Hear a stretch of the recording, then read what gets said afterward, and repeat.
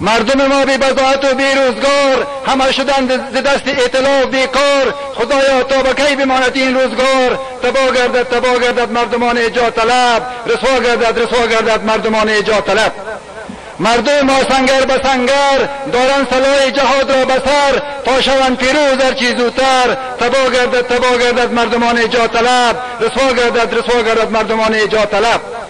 مردم ما نظام اسلامی میخواهند، همگی نظام عدل عمری میخواهند، همه را دور از نظام ائتلافی میخواهند. تباه گردد مردمان ایجاد طلب، رسوا گردد مردمان ایجاد طلب.